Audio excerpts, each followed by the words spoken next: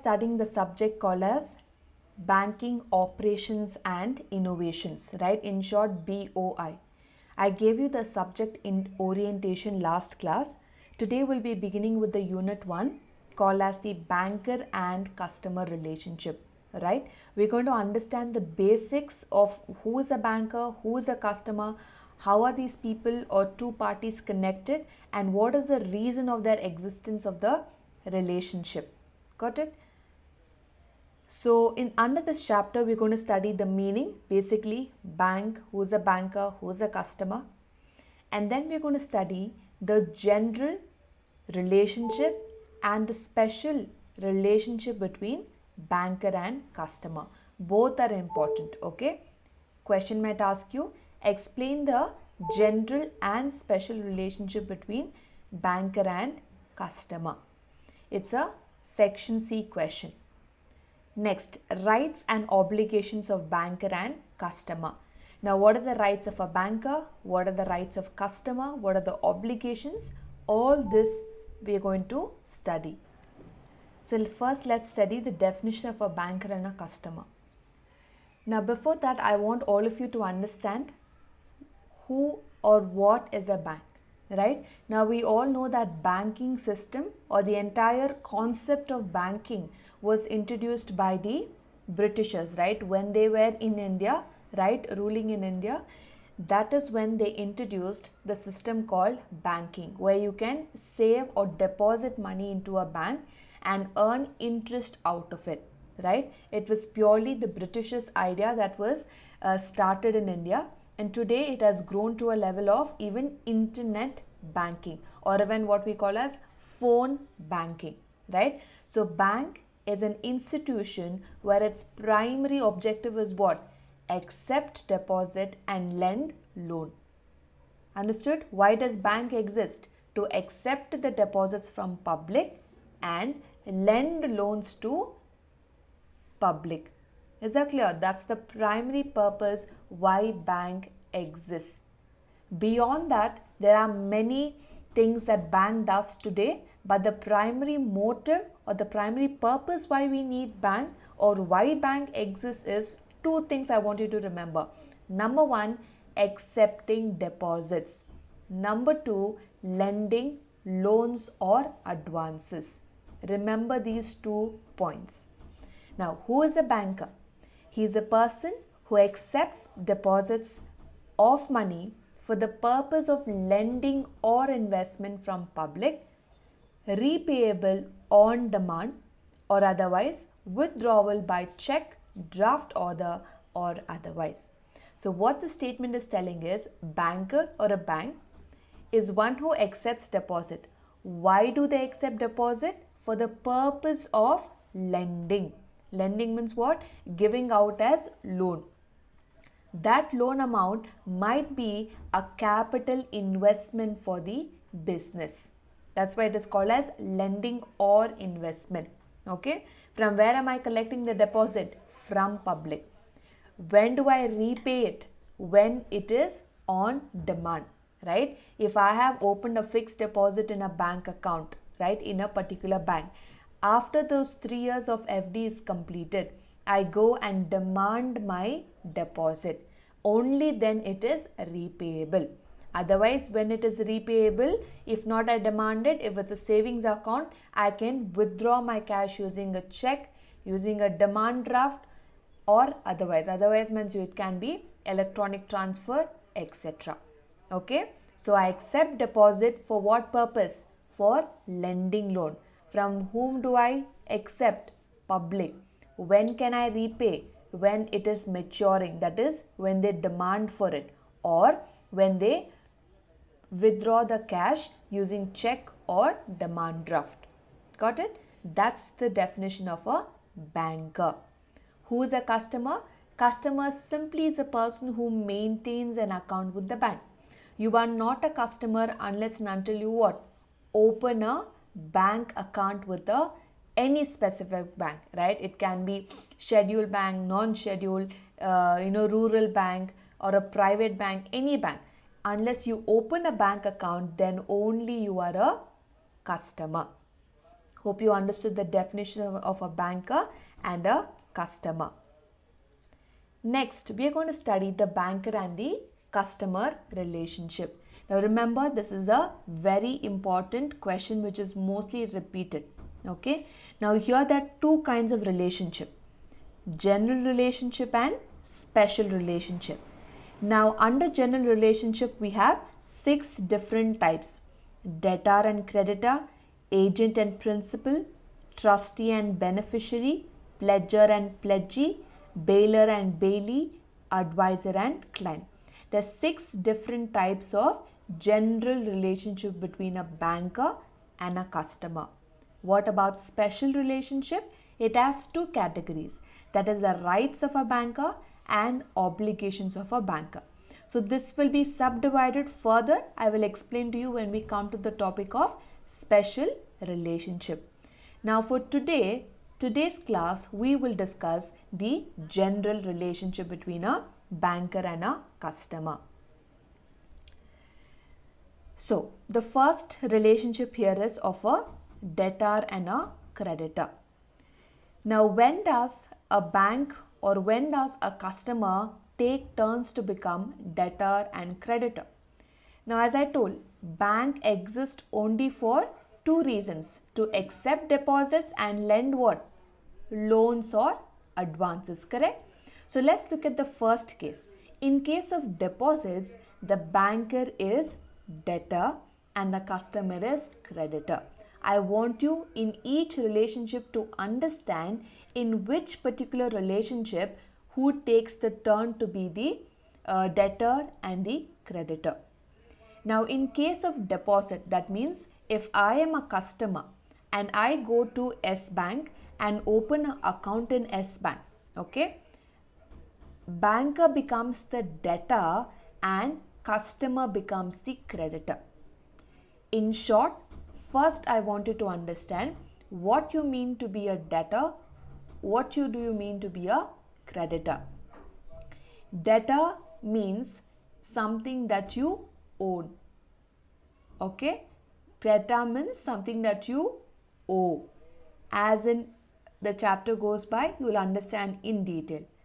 Remember, why is debtor a banker called as a debtor? Because banker owes money to the customer. Got it? Banker owes money to the customer. Because even though I am depositing money with the bank, does the money belong to the bank? No. Money belongs to me. But then I am saving it in the form of a deposit. Now bank has to pay me interest on that deposit, and also when I want to close down the account or when I demand for my deposit, bank has to repay me back. Got it? So bank owes money to the customer. So some or the other day, bank has to return back my deposit. It can be in the form of recurring deposit. It can be in the form of fixed deposit. Any deposit, okay? Bank has to some or the other day return back the money to me whenever I demand for it. Second case, loan. In this case, the banker is the creditor and the customer is the debtor. The roles are reversed over here. Banker is the creditor and the customer is the debtor. This is because the customer owes money to the bank. Now in the same example, let's say Mr. A takes loan from S Bank, okay, or let's say Syndicate Bank. Now he is borrowing money from the bank, and this money what Mr. A has borrowed has to be returned back to the banker. Yes or no? Some or the other day, Mr. A has to repay his complete loan amount, including his principal plus interest. He is to repay it back to the banker. That is why it is said customer, that is the person who's taking the loan, owes money to the banker. Whatever money is borrowed from the bank does not belong to him. It belongs to the bank. So he has to repay it. Is that clear? So I'm just refreshing. In case of deposit, banker is the debtor, customer is the creditor. In case of a loan, banker is the creditor and customer is the debtor. Let's look at some of the features under this relationship. Now, banker is always called a dignified debtor. Why? Because he virtually actually borrows money from us, but it is given in the name of deposit. Don't you think so, guys? Now, every time we are opening a bank account, now actually bank is taking money from us and giving it in the form of loan. Yes or no? So basically it is borrowing money from us. But what is the account called over there? Is it called as loan? No. It is called as deposit. Okay? That's why banker is called as a dignified debtor. Second, customer is not a secured creditor of the bank. Don't you think so? Every time if you want to take a loan, okay, or if your parents or anybody, you can relate to it, or if you even seen in movies, correct? Every time you want to take a loan, bank will ask you a mortgage or pledge your house documents, your gold, your vehicle documents, etc. Yes or no? So they basically take a pledge every time you borrow money from them. But originally, when you're giving amount in the form of deposit to the bank, do we have any right upon the bank's asset? No. That is what is being said here. Customer is not a secured creditor of the bank because he does not have any charge on the asset of the bank. Isn't that true? In case you have taken a loan from the bank and you have kept your gold as a mortgage for the loan, in case you do not repay the loan, what will the bank do? Bank will take the gold that you have kept. Correct? But that does not apply. That means banker has a right over my asset. What is my asset? Gold, or it can be house documents. But does a customer in the form of deposit have any right on the asset of the bank? No. Third, customer's balance at the bank is not repayable until a demand for repayment is made by the customer. So as long as I can keep the deposit with the bank, I can keep the deposit. Okay, FD or RD or savings account, I can just keep putting money into the account and keep it with the bank. Okay, it can be for 5 years, 10 years, 20 years and so on. Unless I demand for it only, bank can repay it to me. Unless and until I demand for it, bank can keep my money. Then banker should pay the deposit money on demand by the customer. That means whenever the customer demands for it, banker cannot take a grace time period. The moment it is customer is demanding for the money or fixed deposit is maturing, automatically banker has to pay that deposit amount. The deposit should be paid at the appropriate place. This is true. Now if I am opening a syndicate bank in, let's say, in an area called, let's say, in Baswangudi. Okay, now there's a branch of syndicate bank over there. Now in case I open over there, I have to deposit in the right branch. Why? Because in case I want to withdraw the same money, okay, from some other branch of syndicate bank, I cannot. Okay, but today we have the ATM facilities. That's good. But back then when it was introduced, the system of deposit or withdrawal, I had to go to that specific branch in that particular locality and then only access. In case if there was an option that any other branch can operate the deposit, it has to be on request. Okay, if I can request them to allow in case of emergency that I need to withdraw, then the bank can make certain arrangements. Example, collection and discounting of checks. So in detail we're going to talk about these topics in the upcoming slides. Number 2, agent and principal. An agent is a person who acts on behalf of the principal, correct? Have you seen LIC agent, right? Or any other institution agents who work for us, right? same instance, take it into the banking perspective. Now, banker, once we have a deposit, right, a savings account in a bank, right, the banker collects our salary from the institution. Now, let's say college pays me salary every month. Now, where do I get my salary? In my bank account. That means bank is collecting my salary on behalf of me.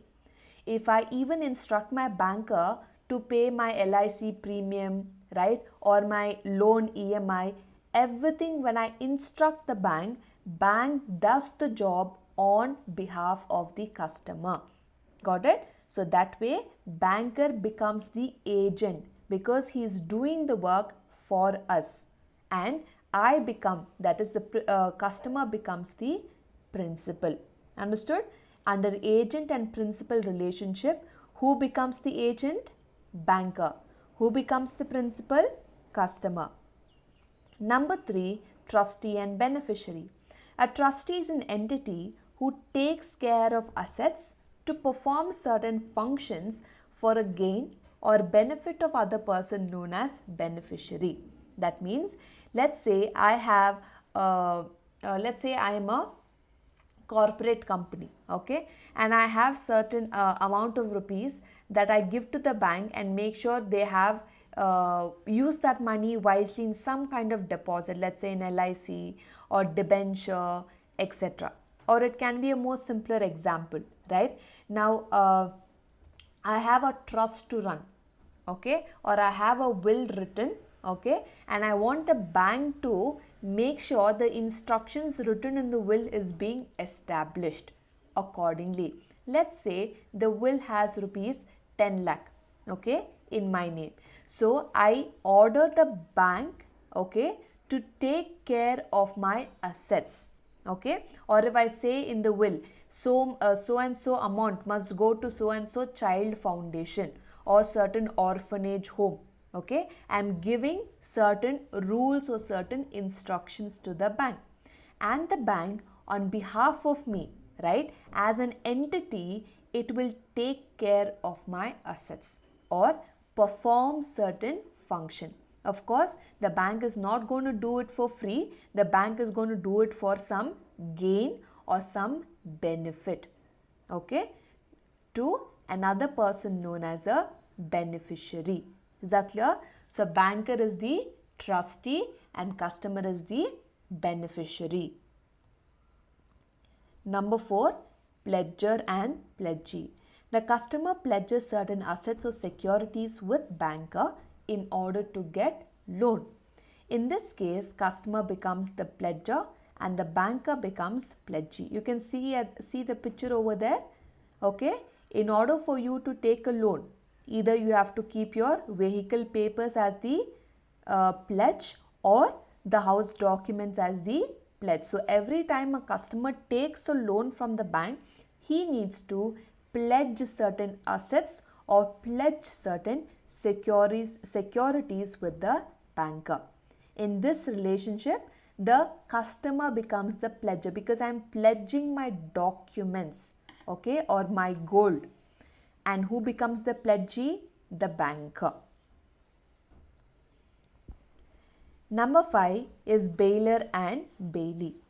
Bailment is a contract for delivering goods by one party to another to be held in trust for a specific period and returned when the purpose is complete. Now, first understand what is bailment, okay. Now, this is a contract where I appoint a person or I keep my valuables or my assets with certain party to keep it for some time for a purpose. Once the purpose is complete, I take back my goods. You understood? Now, how is this concept applicable in a banking industry? Okay. Now, in a bank, bailer is the party who delivers the goods and bailee is the party who accepts the goods.